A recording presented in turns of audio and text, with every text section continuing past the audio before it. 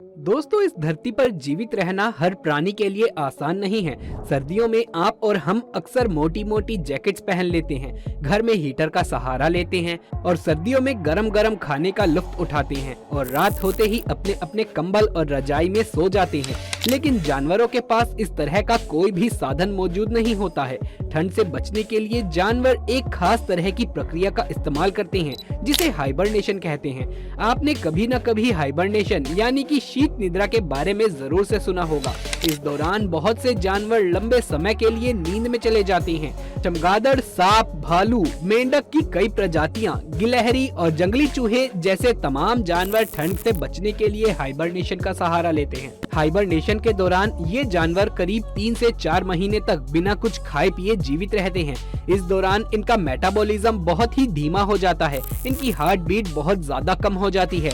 Hibernation में रह रहे जानवरों को देख ऐसा लगता है कि मानो वो जीवित ही नहीं हो, क्योंकि इस दौरान इनके शरीर का तापमान भी काफी ज्यादा गिर जाता है, साथ ही उनका वजन भी लगातार कम होता जाता है। हाइबरनेशन की तैयारी ये जानवर गर्मियों के मौसम में ही शुरू कर देते हैं। कछुओं की बात करें तो इनमें हाइबरनेशन का तरीका बेहद खास होता है। कई बार तो ये पता लगाना भी मुश्किल हो जाता है कि वो कछुआ जीवित भी है या नहीं। कछुए के हाइबरनेशन के दौरान इतनी अधिक मिट्टी उसके ऊपर जमा हो जाती है कि उसके ऊपर घास पौधे भी उगने लग जाते हैं। ऐसा लगता है मानो कछुए के ऊपर एक अलग ही दुनिया समा गई हो। कछुए के हाइबरनेशन के बारे में बारीकी से जानने के लिए वैज्ञानिक सालों से मेहनत कर रहे हैं। उन्होंने करीब 10 सालों तक कछुए के ऊपर सेंसर्स लगाए और उनकी मूवमेंट्स को ट्रैक किया और जाना कि आखिर कछुए गर्मी के मौसम में कहाँ रहते हैं और क्या करते हैं, और सर्दी के मौसम में वो कहाँ चले जाते हैं। आमतौर पर कछुए जमीन में गड्ढा खोदकर उसके अंदर चले जाते हैं और सर्दियों का मौसम खत्म होने के बाद ही वो बाहर आते हैं। लेकिन जरा आप इस कछुए को तो देखिए, जो मिट्टी के अंदर पूरी तरीके से दबा हुआ है। इसे देख कोई नहीं कह सकता कि ये कछुआ जिंदा भी है। कछुए 2 से 5 महीने तक हाइबरनेशन कर सकते हैं। आपको जानकर हैरानी होगी कि कछुआ न सिर्फ सर्दियों में बल्कि गर्मियों में भी जमीन में गड्ढा खोदकर उसमें चले जाते हैं। ऐसा इसीलिए क्योंकि कछुए को ठंड के साथ साथ बहुत अधिक गर्मी का मौसम भी बर्दाश्त नहीं होता और ज्यादा गर्मी पड़ने पर वो मिट्टी की ठंडक से खुद को ठंडा रखते हैं। कई बार हाइबरनेशन में जाना जानवरों के लिए जानलेवा भी हो सकता है। सबसे पहली बात तो इसके अंदर ये कि उनके पास कोई अलार्म क्लॉक नहीं होती जिससे कि उनकी नींद खुल सके। ये केवल उनका वातावरण को महसूस करके ही अंदाजा लगाना होता है कि सर्दियां खत्म हुई या नहीं।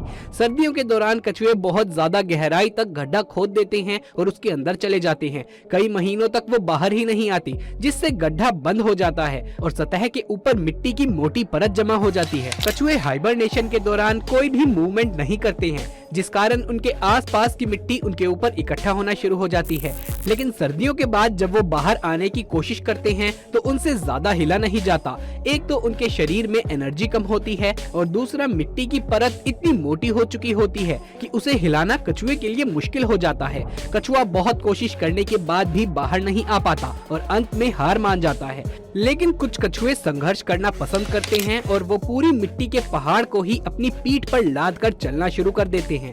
कछुए के पीठ पर लगी इस मिट्टी का वजन कछुए के कुल वजन से अधिक है, लेकिन कछुए को इससे कोई दिक्कत नहीं होती। एक और सवाल जो वैज्ञानिकों को परेशान करता है वो ये कि हाइबरनेशन के दौरान कछुए सांस कैसे लेते हैं। भले ही इनका मेटाबॉलिज्म धीमा हो जाता है, लेकिन फिर भी सांस लेने की जरूरत तो कछुए को पड़ेगी ही और मिट्टी के भीतर ऑक्सीजन का लेवल ना के बराबर हो जाता है। ऐसे में ये कछुए एक दूसरे प्रकार के मेटाबॉलिज्म को अपनाते हैं। वो खुद को ऑक्सीजन फ्री मोड पर स्विच कर लेते हैं। कछुए अपनी बॉडी फैट, अपनी स्किन और अपनी रसायनों की मदद से एक खास प्रकार का एंजाइम क्रिएट करते हैं, जिसकी वजह से उन्हें ऑक्सीजन की जरूरत ही नहीं पड़ती। तो वहीं कुछ और कछुए अपनी स्किन की मदद से सांस लेने लगते हैं।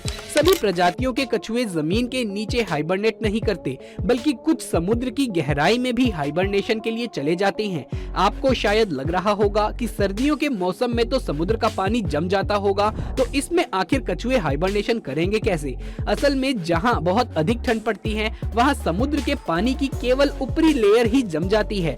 गहराई में तापमान सामान्य ही रहता है। ऐसे में कछुए समुद्र के भीतर गहराई में आसानी से हाइबरनेट कर लेते हैं। लेकिन यदि ये कछुए पानी के ऊपर मौजूद हो या फिर इन्हें किसी एक्वेरियम में रखा जाए और पानी जम जाए तो कछुओं के लिए बड़ी मुसीबत हो जाती है। साल 2016 में चीन में अधिकांश ठंड पड़ने के कारण एक्वेरियम में पानी जम गया था और पानी के साथ साथ कछुए भी फ्रीज हो गए थे।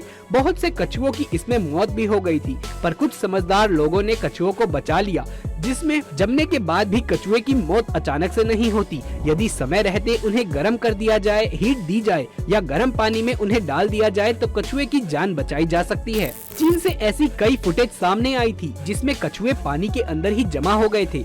दोस्तों, इस तरह की घटना मछलियों के साथ भी कई बार देखी जा चुकी है।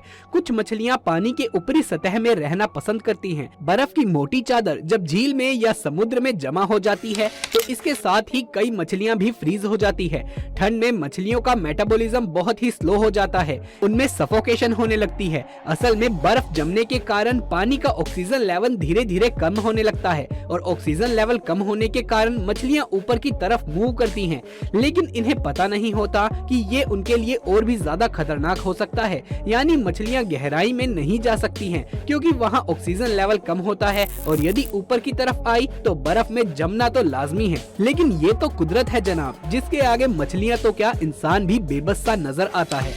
वुड फ्रॉग्स का हाइबरनेशन का तरीका बेहद अनोखा और निराला होता है। ये अन्य जानवरों की तरह किसी गर्म जगह की तलाश नहीं करते, बल्कि किसी भी पेड़ या पत्ते के नीचे अपना ठिकाना बना लेते हैं और अपनी बॉडी के ऊपर बर्फ की एक लेयर को जमा होने देते हैं। बर्फ में जमने के बाद भी ये मेंढक जमते नहीं हैं। हालांकि जमने के कारण मेंढक की ऊपरी लेयर बहुत हार्ड और क्रंची हो जाती है, लेकिन साथ ही मेंढक के अंदर एक अलग प्रकार का प्रोटीन बनना शुरू हो जाता है। साथ ही इस दौरान मेंढक का लीवर अतिरिक्त ग्लूकोज का निर्माण करना शुरू कर देता है, जिससे मेंढक को जिंदा रहने की ताकत मिल जाती है। हाइबरनेशन के दौरान ना तो मेंढक हिलते हैं और ना ही वो अपने दिमाग का इस्तेमाल करते हैं, सिर्फ वो जीवित रहते हैं और कोई काम नहीं करते। मौसम बदलने पर मेंढक के ऊपर मौजूद बर्फ की लेयर पिघलने लगती है और वो फिर से नॉर्मल हो जाते हैं। दोस्तों, गिलहरी की गिनती सबसे लंबे समय तक हाइबरनेट करने वाले प्राणियों में की जाती है। कुछ गिलहरियां 8 महीनों तक भी हाइबरनेट पीरियड में रह सकती हैं। सभी गिलहरियों का हाइबरनेशन का तरीका भी अलग अलग होता है। कुछ प्रजाति की गिलहरियां ढेर सारे नट्स इकट्ठा कर लेती हैं और पेड़ के अंदर किसी बिल में छिप जाती हैं, जहां वो आराम से जमा किए हुए खाने के सहारे सर्दियां निकाल लेती हैं। और वहीं कुछ गिलहरियां पूरे तरीके से सिकुड़ जाती हैं। ये ठीक वैसा ही होता है जैसा कि इंसान ठंड लगने पर करते हैं। हम सिकुड़ कर सोना पसंद करते हैं। हाइबरनेशन के दौरान गिलहरियों की heart beat 1 beat per minute रह जाती है। गिलहरी हाइबरनेशन पर जाने से पहले बहुत अधिक पानी पीती है, जिससे उनका खून पतला हो जाता है। कई बार गिलहरियों के साथ वैज्ञानिक एक्सपेरिमेंट भी कर चुके हैं। उन्हें एक बॉक्स में रखकर फ्रिज में रख दिया जाता है। सेंसर्स और कैमरे की मदद से गिलहरी की निगरानी रखी जाती है। हाइबरनेशन के दौरान गिलहरी के साथ क्या हो रहा है उसे कुछ पता ही नहीं चलता, क्योंकि उनका मेटाबॉलिज्म बहुत ही स्लो हो जाता है और दिमाग भी काम करना बंद कर देता है। वो बिल्कुल एक बेजान जीव जैसी नजर आती हैं। हाइबरनेट करने वाले जानवरों को कुदरत ने एक नेचुरल अलार्म क्लॉक दी होती है, जिससे उन्हें पता चल जाता है कि कितने समय तक उन्हें सोना है। जैसे आप रात को सोते हैं और जब नींद पूरी हो जाती है तो बिना अलार्म क्लॉक के भी आप उठ जाते हैं, ठीक वैसे ही इन जानवरों में भी देखने को मिलता है। हाइबरनेशन का समय पूरा होने तक इन जानवरों ने जो एनर्जी स्टोर की होती है वो खत्म होने लगती है और फिर ब्रेन एक सिग्नल देता है कि अब बॉडी में स्टोर एनर्जी खत्म होने वाली है, उठने का समय आ गया है और बॉडी को अब खाने की जरूरत है। वैसे दोस्तों, यदि इंसान भी हाइबरनेट करना शुरू कर दे तो ये किसी चमत्कार से कम नहीं होगा।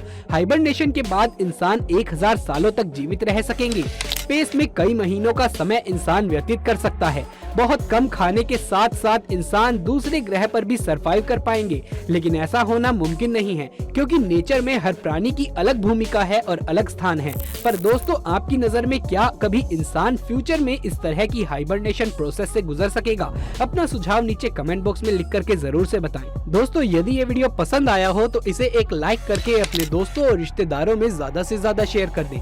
आगे भी ऐसे वीडियोस देखते रहने के लिए हमारे चैनल को सब्सक्राइब कर लें। जल्द मुलाकात होगी अगली वीडियो में, तब तक के लिए आप सभी का धन्यवाद।